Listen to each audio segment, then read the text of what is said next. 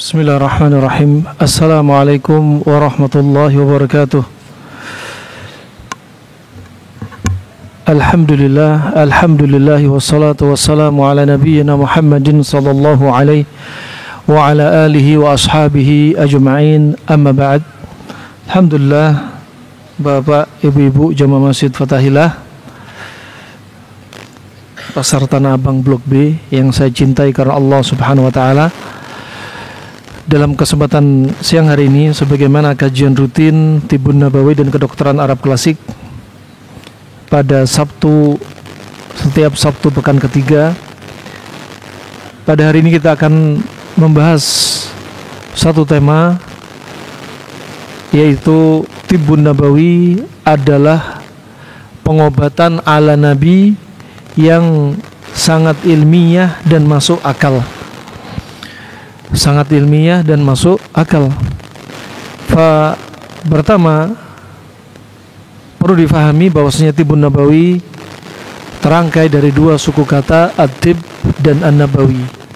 At-tib yaitu ilmu pengobatan, an-nabawi yaitu nisbat kepada Nabi, yaitu ilmu pengobatan yang disandarkan kepada Nabi SAW. Maka dari itu namanya Tibun Nabawi, dibutuhkan dalil yang sahih. Dalil yang sahih dengan sanad yang sahih.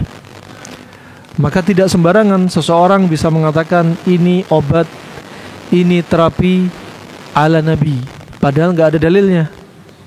Nah, kalau kita perhatikan Tibun Nabawi ini sangat ilmiah dan masuk akal. Pertama, apa yang datang dari Nabi SAW, baik dari Al-Quran, baik dari As-Sunnah, itu tidak melazimkan akal kita menerima.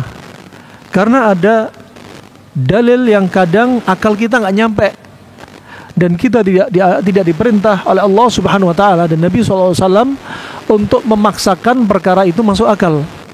Contoh, ketika disebutkan hadis Nabi SAW, Allah turun ke langit dunia, langit yang paling rendah.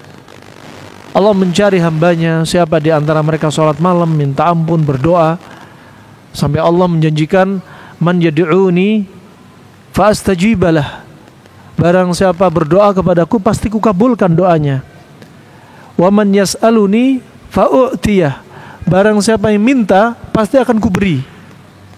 Kemudian wa man yastaghfiruni fa aghfiralah, barang siapa mohon ampun pasti kuampuni. Allah turun ke langit dunia. Kalau kita pakai akal, mungkin nggak masuk akal. Kalau Allah turun ke langit dunia, di dunia bagian negeri kita Indonesia, berarti arsy-Nya Allah di Amerika kosong. Ini kalau kita paksa masuk untuk masuk akal, akhirnya kita bisa menolak hadis ini. Karena kita nggak mampu untuk membayangkan, dan Allah tidak membebani kita untuk membahas hal ini. Dan Tibun Nabawi juga demikian, nggak diharuskan masuk akal. Tapi mayoritasnya kalau kita teliti, kita perhatikan Tibun Nabawi sangat relevan dengan perkara-perkara yang ilmiah. Coba kita perhatikan, dan kita ingin bahas hikmahnya. Untuk apa? Untuk semakin yakin dengan syariat ini. Kenapa Tibun Nabawi, kata Ibnu Qayyim rahimallahu ta'ala, laisa kasairit tib, ilmu pengobatan yang datang dari Nabi SAW, kata Ibnu Qayyim, tidaklah seperti ilmu pengobatan manapun. Kenapa? Li'annahu qat'iyyun mutayaqqanun, karena dia pengobatan yang meyakinkan dan pasti. Kenapa demikian? Wali'annahu yasdur min akhbar al-ilahi, karena dia bersumber pada apa? Kabar ilahi, dari wahyu. Ya, maka termasuk ilmu pasti. Ya, dengan syarat apa? Sanadnya sahih. Ya, sanadnya sahih. Pada hakikatnya nanti juga dibutuhkan. Kalau memang itu Tibun Nabawi, kita juga harus tahu fikih Tibun Nabawi. Obat ini cocok enggak dengan penyakit ini? Berpasang-pasangan apa enggak? Ini juga perlu pemahaman. Walaupun itu ilmu pasti dari Tibun Nabawi. Wa rahimani wa rahimakumullah jami'an. Di antaranya, kalau kita perhatikan dalil-dalil yang sahih sebagaimana dalam Sahihul Musnad fi Tibbin Nabawi. Dalil-dalil yang sahih terkait Tibbun Nabawi. Imam Bukhari terkait dengan ilmu pengobatan yang datang dari Nabi SAW meriwayatkan 120 hadis. Ya, contoh yang perlu kita telaah hikmah ilmiah dari Tibbun Nabawi, di antaranya kalau kita perhatikan contoh pada kasus yaitu seperti ismit, ya, ismit, celak batu ismit, ya, celak batu ismit. Sebagaimana dalam dalil yang sahih Nabi telah bersabda bahwasannya, ya, khairu akhalikum al-ismit fa innahu yajlu al-basar wa yumbitu asy-sya'r. Ya, hadis ini riwayat Imam Ahmad dengan sanad yang hasan dan juga jalannya ala syarti Muslim dan rijalnya bahkan rijal yang sahih. Ya, kata Nabi SAW, sebaik-baik Anda bercelak adalah menggunakan celak batu ismit, karena dia apa? Menjernihkan pandangan mata dan menumbuhkan rambut. Ya, ini hadis Nabi, tentunya kita imani. Sebaik-baik Anda menggunakan celak adalah celak batu ismit, dan celak batu ismit dibagi menjadi dua. Ada yang warnanya coklat kemerahan, ada yang warnanya hitam keabuan, dan yang paling baik adalah yang coklat kemerahan.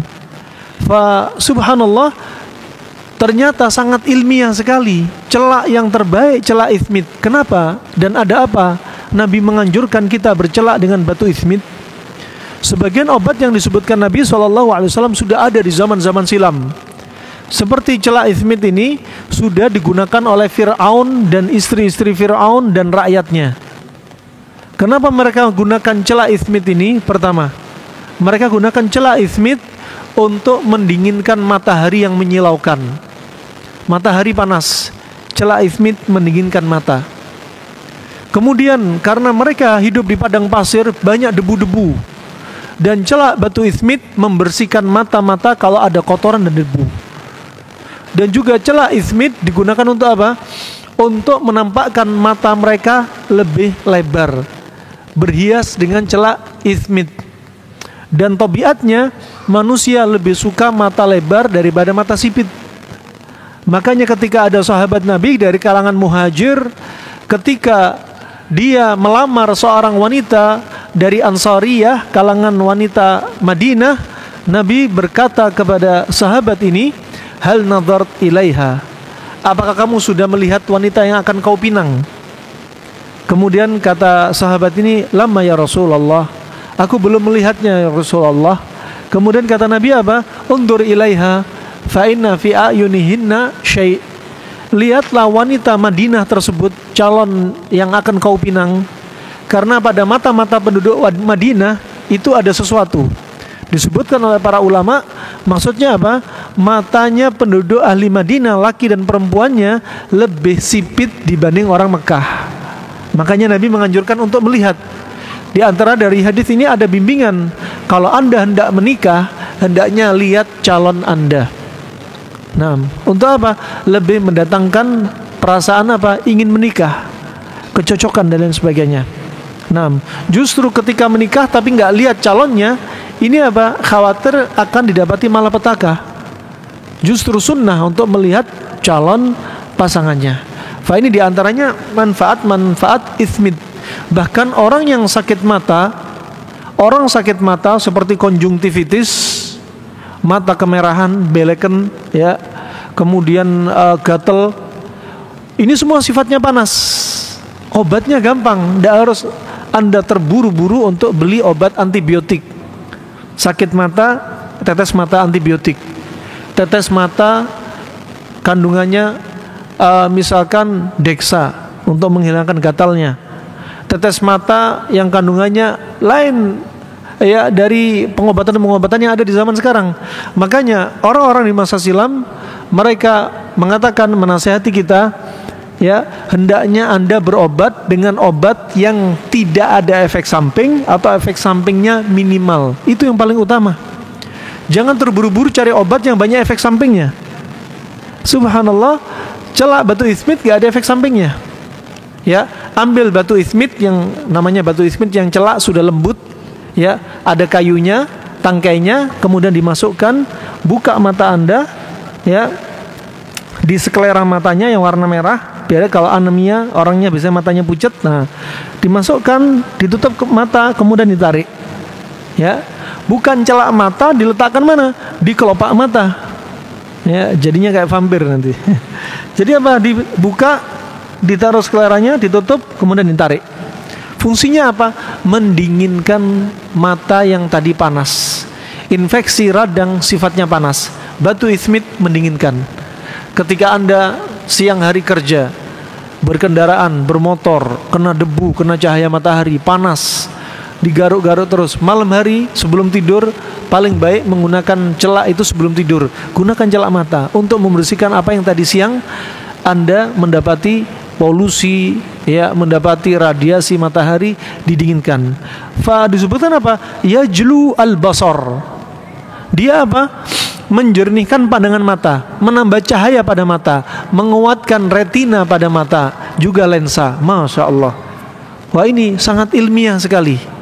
Ya, kemudian apa? Wa yumbitu asy'ar, dan celak batu ismit juga untuk apa? Di antara fungsinya menumbuhkan rambut. Ternyata diteliti ahli laborat, celak batu ismit ini kandungan potasiumnya tinggi.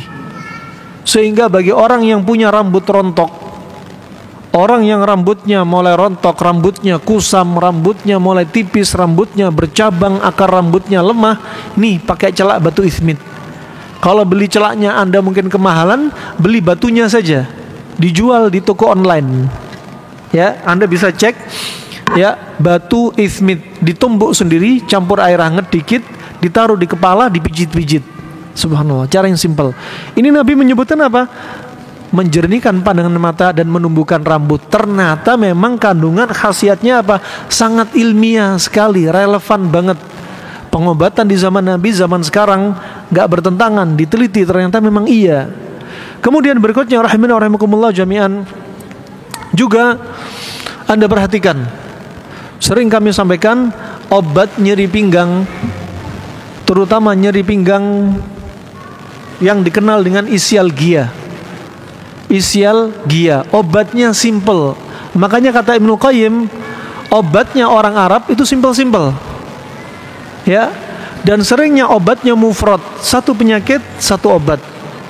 Sakit mata pakai celak batu ismit misalnya, ya. Kemudian sakit pinggang hanya pakai ekor kambing misalnya. Makanya kalau Anda, makanan Anda simple-simple, penyakit yang muncul pada tubuh Anda juga penyakit yang ringan. Sehingga apa? Obatnya juga ringan.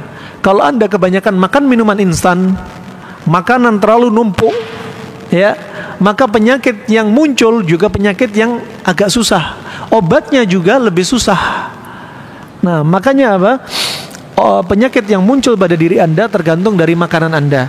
Demikian pula obatnya juga tergantung dari penyakit dan makanan Anda.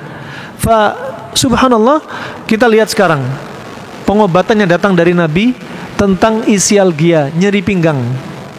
Ischialgia yaitu apa? Khasnya nyeri dari pinggul, turun ke paha, turun ke betis, turun ke mata kaki, turun ke jari jemari kaki. Kalau nggak segera diobatin, kaki akan mengecil, ya, dan bisa lumpuh. Nah, ini ischialgia. Nah, ischialgia nggak sama dengan HNP. Kalau HNP pada tulang punggung, kalau ischialgia pada pinggul, yaitu pembuluh darah dan saraf terjepit di antara otot-otot pinggul paha. Karena apa? Karena salah gerak, misalnya melempar jala bagi nelayan, atau main bulu tangkis, melintir satu pelintiran tapi nggak diimbangi pelintiran yang lainnya. Atau kadang orang yang obesitas kerjanya sering duduk terus. Atau kadang ada perawat atau bidan yang salah posisi suntiknya.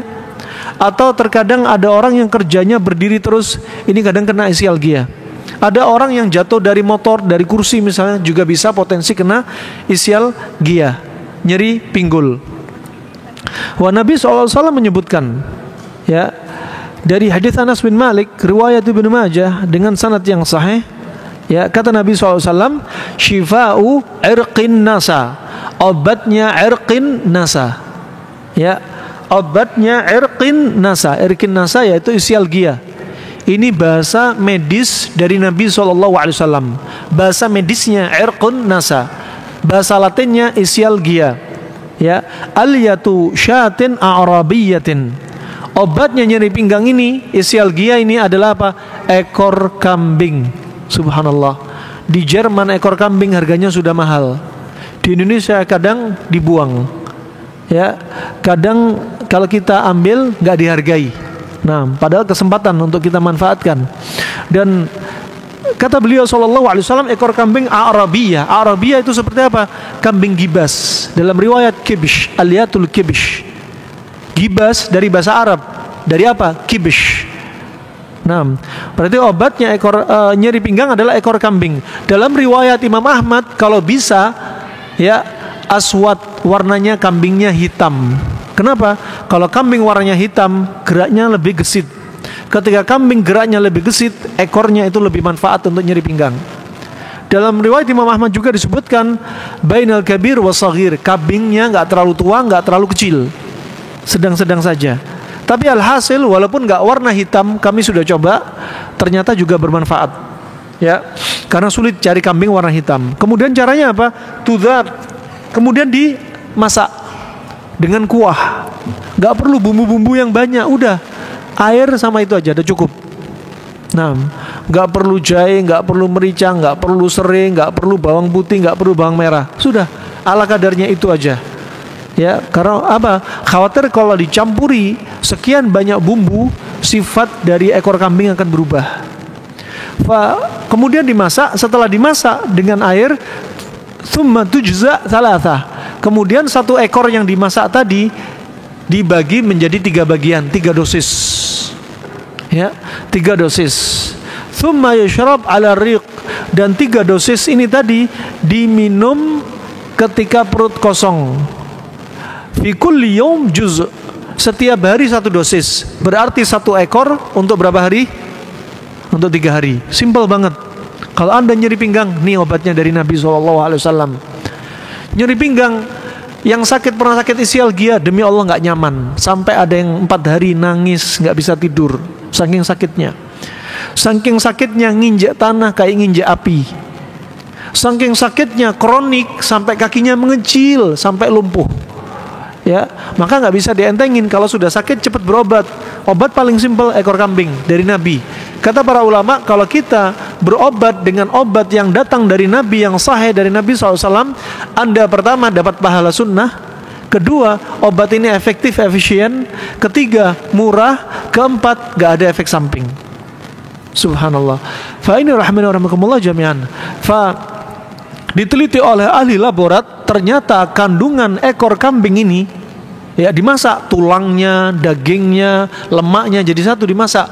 Ternyata kandungan ekor kambing ini dalam ilmu kedokteran modern ada padanya prostaglandin. Sangat ilmiah banget. Ternyata fungsi dari prostaglandin adalah mengurangi radang dan mengurangi nyeri. Ya Allah, subhanallah. Cukup kita imani. Ya, cukup kita imani. Kemudian rahmatullah berikutnya juga tentang yaitu talbinah. Ya, yang berikutnya talbinah. Ini semua yang sabit dari Nabi SAW. Dalam riwayat Imam Bukhari, Nabi SAW bersabda, Inna talbinata tajimmu fu'adal maridhi wa tudhib bi ba'dil huzni. Ya, sesungguhnya talbinah dalam riwayat mujammah atau mujimmah, yaitu apa? Talbinah, tepung gandum ini fungsinya apa? Membuat semangat, menghilangkan kesedihan, mendinginkan sifat panas pada sedih. Subhanallah, 3 manfaat ada di dalam tepung gandum. Ya, jadi tepung gandum apa? Merilekskan jiwa, membuat semangat, mendinginkan sifat panas. Itu wajib. Orang kalau sedih, panas apa dingin? Hawanya panas. diajak ngomong sensitif, tensi naik, susah tidur, ya, psikosomatik, ya, sakit mah, ya, terus, ya. Makanya orang yang sedih, orang yang kemakan sedih, banyak terlalu sedih, lihat apa yang muncul di antaranya, rambutnya banyak keputihan cepat, badannya kurus kering, kadang perutnya buncit, ya. Kemudian orang yang sedih, matanya tiba-tiba kena katarak. Orang sedih, gula darahnya naik. Orang sedih, telinganya berdenging. Orang sedih, kepalanya keliengan. Orang sedih, matanya kabur. Orang sedih, pipis terus menerus. Orang sedih, kadang tremor, tangannya bergetar, kakinya lemes. Subhanallah. Ini apa? Tenaga panas dalam tubuhnya sudah banyak kebuang. Ya, obatnya dari Nabi apa? Gunakan tepung gandum. Tepung gandum. Nah, dan dia menghilangkan sebagian rasa sedih. Ternyata dibahas juga oleh para ahli laborat di zaman sekarang.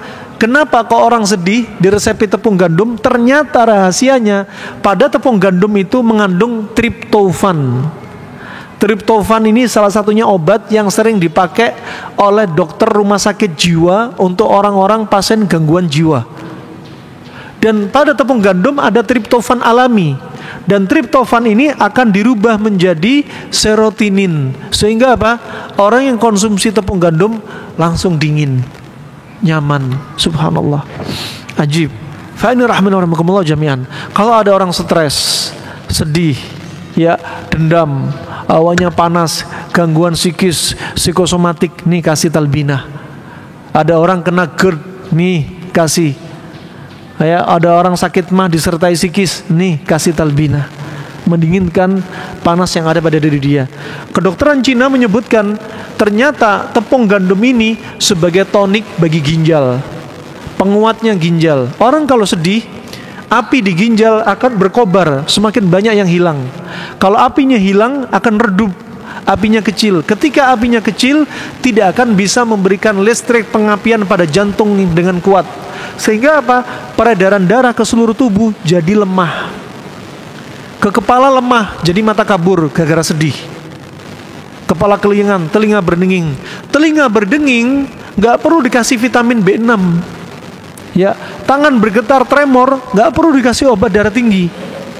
Ya, maka sebenarnya hakikatnya obatnya adalah kuatkan ginjalnya dengan apa? Talbinah. Hadis yang sahih. Adapun ada hadis yang lemah, di antara untuk menguatkan orang yang sedih, mendinginkan sedih, menguatkan ginjal adalah menggunakan labu kuning. Hadisnya lemah, riwayat As-Suyuti, tapi maknanya benar. Sebagaimana diteliti kedokteran Arab klasik, Arab ataupun Cina. Labu kuning juga sebagai tonik bagi ginjal. Nah, fa ini rahman wa rahmakumullah jami'an.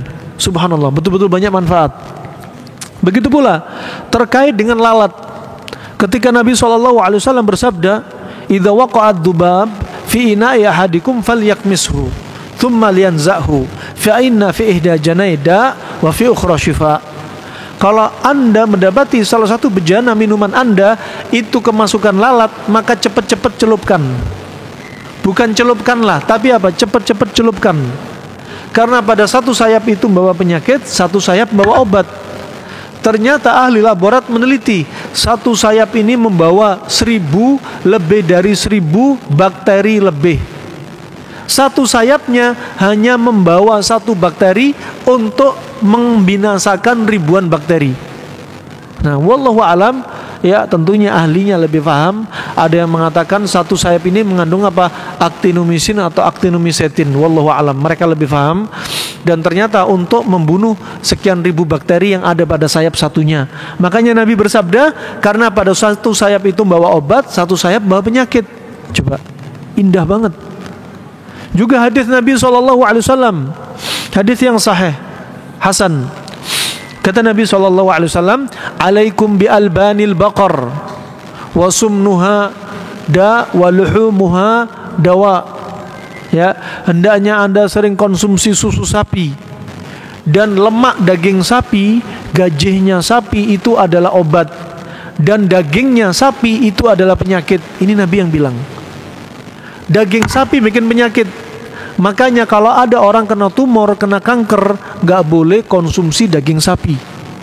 Ya, karena dia bikin penyakit, bikin darah kotor, bikin darah kental, kata Ibnu Qayyim bikin was-was, kata Ibnu Qayyim bikin kaki gajah, bikin kanker, benjolan-benjolan di dalam tubuh. Subhanallah, ajib. Begitu pula nggak boleh konsumsi daging onta. Kenapa? Menyebabkan darah kotor. Nah, daging sapi disebutkan Ibnu Qayyim, hikmahnya, ilmiahnya apa? Daging sapi sifatnya dingin kering, lemak gajahnya sifatnya panas lembab, sehingga ya 100% bertentangan. Sehingga apa? Akan saling menetralkan. Ya, akan saling menetralkan. Ini contohnya rahimana rahimakumullah jami'an. Kemudian juga di antaranya tentang kurma ajwa. Kurma ajwa. Dalam riwayat Imam Bukhari dalam sahihnya, Nabi SAW bersabda, "Man tasabbaha sab'a tamaratin ajwa lam yadurrahu dhalikal yawm as-sihr wala sum." Ya, barang siapa yang pagi hari makan 7 butir kurma ajwa, maka pada hari itu dia tidaklah terkena racun dan sihir. Ini terkadang ilmiah dan ada sebagian mungkin akal kita nggak nerima. Tapi kita wajib beriman. Ya, makan kurma di pagi hari sebagai apa? Pengusir racun. Pengusir racun. Subhanallah, diteliti oleh ahlinya, ternyata jam 4 pagi sampai jam 12 siang bagi orang yang nggak puasa itu waktu mencuci racun. Cocok dengan jadwal pagi makan kurma. Kurma membantu mencuci racun. Subhanallah. Ya, adapun bagi orang puasa dari sahur sampai buka puasa itu jadwal mencuci racun. Makanya seringnya Nabi SAW menu sahurnya seringnya kurma. Hadis Anas bin Malik, riwayat Abi Daud, nikmat suhurul mu'min at-tamr, kurma kering, senikmat-nikmat sahurnya seorang mukmin. Adapun buka puasanya Nabi SAW seringnya apa? Kurma rutop, kurma basah. Adapun ketika bayi baru lahir ditahnik dengan kurma. Ini semua ada padanya hikmah. Ya, ketika perut kosong yang paling bagus untuk liver dan limpa adalah yang manis-manis, dan buah yang paling manis adalah kurma. Subhanallah, sangat ilmiah banget. Sangat ilmiah banget. Sampai kata Syekh Ibnu Utsaimin rahimallahu taala, kalau ada bayi baru lahir terlanjur disusui sama si ibu, belum ditahnik, maka nggak ada lagi sunnahnya tahnik. Karena air susu rasanya apa, Bapak? Hah? Apa air susu rasanya? Pura-pura nggak jawab. Karena kalau jawab pasti ketahuan. Nah, air susu nggak manis, ada asinnya. Ya, hambar, asin, ya.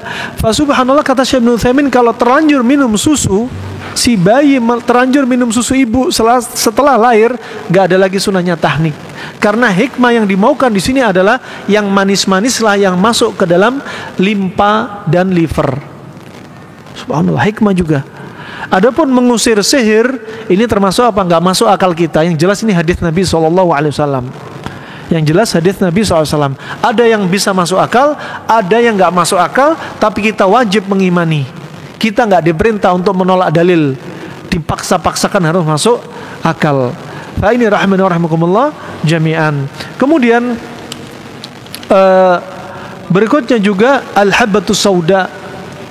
Al-habbatus sauda, yaitu habbatus sauda, ya. Sebagaimana Nabi SAW telah bersabda, fil habbatis sauda shifaun min kulli da'in illa sam. Ya, pada habbatus sauda, jinten hitam, itu ada padanya obat segala macam penyakit kecuali kematian. Ada 2 penyakit yang nggak ada obatnya. Apa aja? 1 kematian. Yang kedua penuaan. Ini nggak ada obatnya. Ya, nggak ada obatnya. Nah, sudah mati dan tua, penyakit nggak ada obatnya. Nah, adapun yang lainnya ada obatnya. HIV ada obatnya, hepatitis B ada obatnya, TBC ada obatnya. Siapa bilang nggak ada obatnya? Nabi sudah bersabda, "Ma anzalallahu da'an illa anzalalahu syifaan. Alimahu man alima wa jahilahu man jahilah." Allah tidak akan menurunkan penyakit kecuali Allah turunkan obatnya. Pasti ada obatnya. Nah, adapun 2 penyakit ini sudah disebutkan Nabi yang nggak ada obatnya, kematian dan penuaan. Pikun juga nggak ada obatnya. Ya, pikun karena tua. Tapi kalau pikun karena makanan otak lembab, pikun karena bukan karena penuaan, karena makanan, ada obatnya. Ya, seperti orang kebanyakan minum air bisa pikun. Orang kebanyakan makan buah-buah yang masam bisa pikun. Hafalannya lemah dan lain sebagainya. Nah, fa ini rahmanakumullah jami'an. Pada habatus sauda obat segala macam penyakit kecuali kematian. Kemudian kata Ibnu Qayyim rahimahullah taala, habatus sauda sifatnya panas kering. Dia obat segala macam penyakit yang sifatnya dingin. Ya. Begitu pula kustul hindi. Kustul hindi. Nabi SAW bersabda dalam riwayat Imam Bukhari, Imam Muslim, "Alaikum bihadzal 'ud al-hindi, fa inna fihi sab'a ashfiyah min hadzatil janb." Dalam riwayat Al-Udhrah, riwayat Imam Bukhari menyendiri, hendaknya Anda sering menggunakan kustul hindi, kayu India, karena dia obat segala macam penyakit. Di antaranya adalah apa? Dzatul janb. Dzatul janb yaitu pleuritis, infeksi pada selaput paru-paru. Ternyata kustul hindi juga cocok untuk apa? Untuk kasus COVID. COVID bukanlah pleuritis, tapi apa? Hampir menyerupai pleuritis gejala-gejalanya. Maka COVID termasuk apa? Datul janbi ghairu haqiqi. Karena apa? Al-Hafidz Ibnu Hajar membagi menjadi dua. Datul janbi haqiqi yaitu pleuritis, datul janb, dan ghairu haqiqi yang menyerupainya. Nah, fa ini juga demikian. COVID sifatnya dingin, lembab. Ya, kustul hindi sifatnya panas kering. Sangat ilmiah banget. Ya, betul-betul ilmiah. Kemudian juga yang sangat ilmiah, hijamah, yaitu termasuk bekam. Nah, sebagaimana Nabi SAW telah bersabda dalam riwayat Imam Bukhari, "Inna amthala ma tadawaitum bihi al-hijamah wal qust al-bahri." Sesungguhnya yang terbaik untuk Anda berobat adalah dengan berbekam dan kustul bahri. Ada kustul hindi, ada kustul bahri. Kalau kustul hindi warnanya lebih gelap, coklat gelap. Kustul bahri coklat cerah. Dan kustul hindi sifatnya lebih panas kering.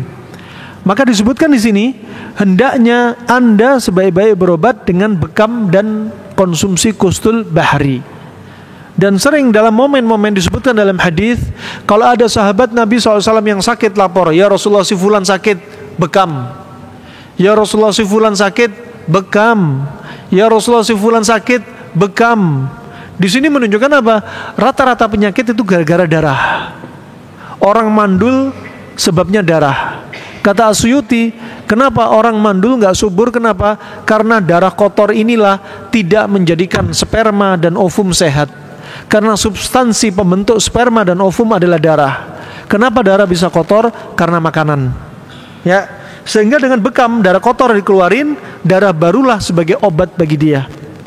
Darah baru adalah obat bagi dia. Makanya Nabi sering mewasiati untuk apa? Berbekam. Tetapi apa? Sekali lagi perlu apa? Ilmu dan ilmiah.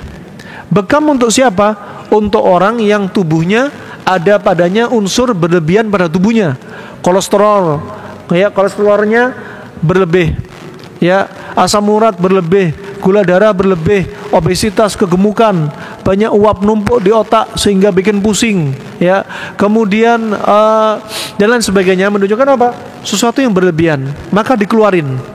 Tapi kalau sudah kurang, badannya kurus, kurang darah, tensinya rendah, gulanya rendah, ya, matanya pucat, ya, dalam kondisi lemah, ngap-ngapan, dibekam, bisa jadi dia langsung apa? Pingsan, bahkan bisa wafat. Nah, maka tetap perlu apa?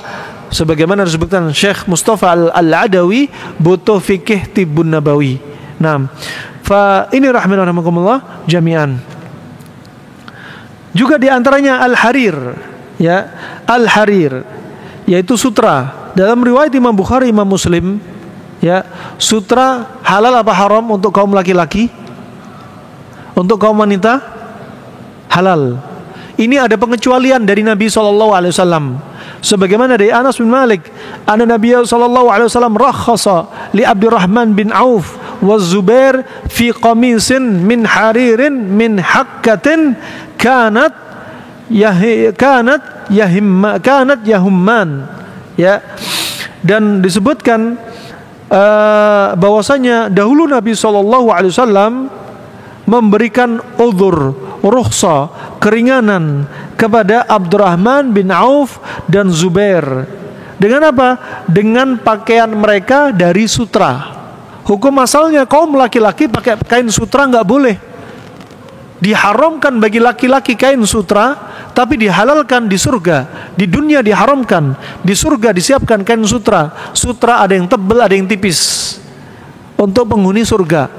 Nah, adapun di dunia kita nggak boleh pakai pakaian sutra. Di dunia kita nggak boleh minum khamr, nggak boleh mabuk-mabukan, pakai pil-pil atau suntikan dan lain sebagainya, nggak boleh. Di surga disiapkan khamr, khamrnya tidak memabukkan, khamrnya lezat, tidak menutup akal, disediakan. Di dunia kita nggak boleh berzina. Di surga disiapkan setiap harinya ada 2 bidadari, ya, untuk para penghuni surga. Subhanallah. Nah, wa ini rahimahumullah jami'an. Di dunia Anda dianjurkan untuk apa? Memotong kumis, memelihara jenggot. Di surga kita nggak punya kumis, nggak punya jenggot, bersih semua. Nah, subhanallah. Kebalikannya. Wa ini rahimahumullah, sutra ini hukum asalnya bagi kaum laki-laki itu apa? Bagi kaum laki-laki haram, tapi diberikan rukhsah bagi mereka yang punya apa? Penyakit gatal. Gatal-gatal ini sifatnya panas. Kalau gatal-gatal Anda pakai baju bahannya polyester akan tambah gatal. Makanya Nabi memberikan keringanan apa? Kain sutra dingin, mendinginkan, sehingga gatalnya tadi apa? Didinginkan dengan kain sutra, bahkan sebagai obat. Disebutkan dalam riwayat yang lainnya, Nabi SAW memberikan rukhsah dosisnya 4 jari. Ya, jadi kainnya bukan semuanya bajunya pakai kain sutra, tapi apa? Bagian yang gatal bisa dirobek, diletakkan kain sutra di atas yang gatalnya. Nah, di atas yang gatalnya. Makanya ad-darurah tubihul mahdurah wad-darurah tuqaddar bimaqadiriha. Sesuatu yang darurat itu diperbolehkan, ya. Ya, untuk apa? Diperbolehkan bagi dia, namanya gatal, ini darurat bagi dia pakai sutra. Tapi apa? Ada dosisnya. Setempat yang dia gatal saja. Nah, bukan pakai semuanya. Kalau sudah gatalnya sembuh, ya jangan pakai pakaian sutra lagi. Ini diantara contohnya. Cukup? Cukup ya, karena namanya pasar ya. Semuanya pada sibuk. Insya Allah pertemuan berikutnya ingetin episode kedua dari materi yang sama insya Allah. Ya, episode kedua, jangan lewatkan. Kenapa? Ini pintu-pintu kebaikan Anda. Anda berobat dengan pengobatan Nabi, Anda dapat pahala, jauh dari efek samping. Masya Allah, murah meriah, simple banget. Nah, sekali lagi ya, semangat untuk menuntut ilmu. Ya, dan Tibbun Nabawi termasuk cabang dari cabang-cabang ilmu yang dibawa Nabi SAW. Semoga Allah sembuhkan orang sakit di antara kita. Semoga Allah jaga kesehatan kita. Allah limpahkan afiah, taufiknya kepada kita sampai akhir hayat kita, dan Allah wafatkan kita dalam keadaan husnul khatimah. Amin ya rabbal alamin. Wabillahi taufiq wal hidayah. Subhanakallahumma bihamdik, asyhadu an la ilaha illa anta astaghfiruka wa atubu ilaik. Wassalamualaikum warahmatullahi wabarakatuh.